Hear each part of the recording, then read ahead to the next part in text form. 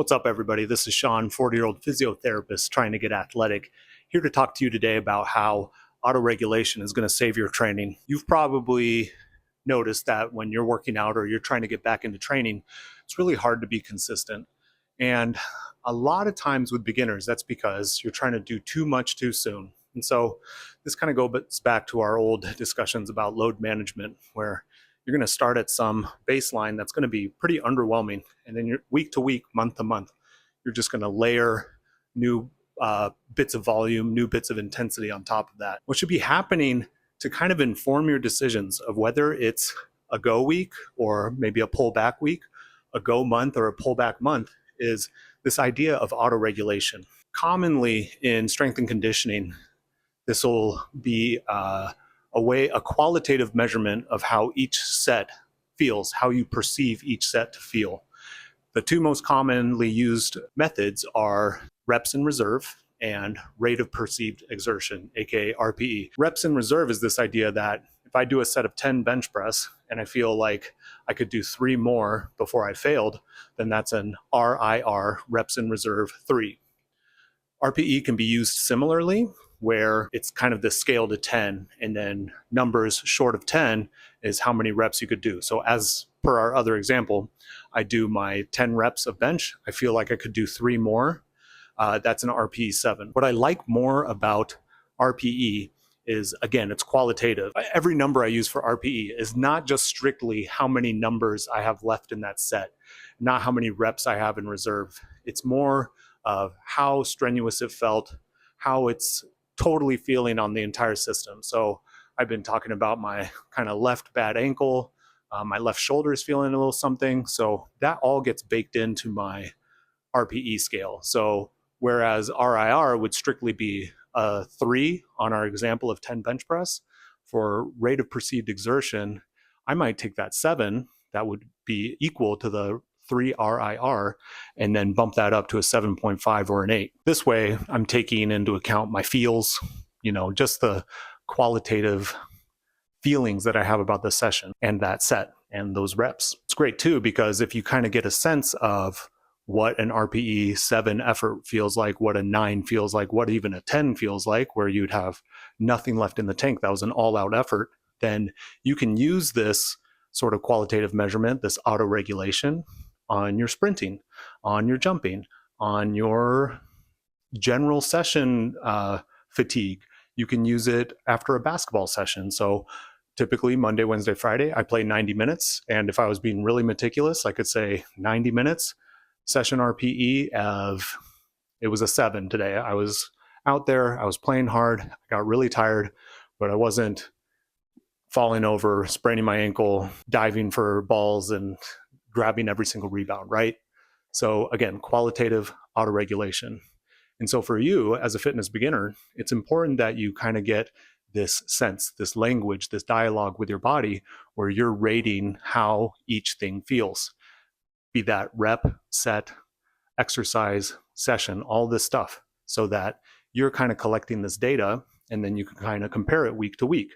So for our example of like, is it okay for load management to progress what I'm doing in a week or month, or do I need to regress? So consistently with my heavier sets, I like to keep those right at an RPE 7. Unless I'm testing something or I'm going for a PR, most of my heavy work is going to be at an RPE 7. If I have a week where I repeat a weight and that previously RPE 7, let's do a new example. So today I front squatted.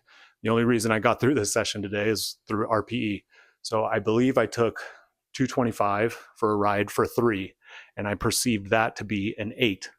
The only reason I went for it is because last week, 225 was a set of 2 for 7. And so I kind of wanted to test that. My set of 3 at 8 was, yeah, I got a new PR, but it was kind of similar to last week. And so next week, I wouldn't then go chase 275, for instance, for 1. I just don't think that's in the tank based on the numbers.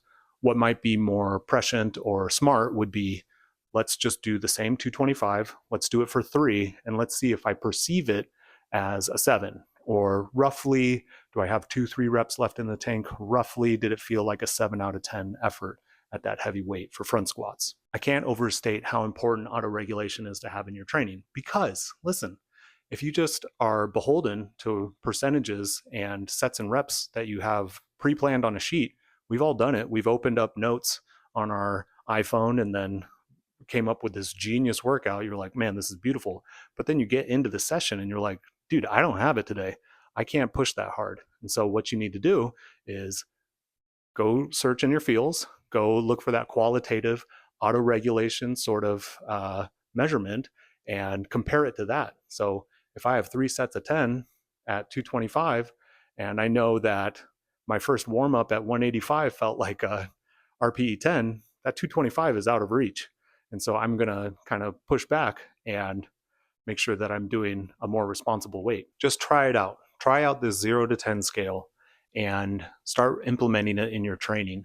I think it's going to be, there's a learning curve, right? You're not going to get it right away. I'm certainly not a master of it, but the value is in just doing it repeatedly, because as you get more in touch with that qualitative auto-regulatory sense, then your instrument, your ability to perceive these things is going to become more calibrated, more sensitive, right?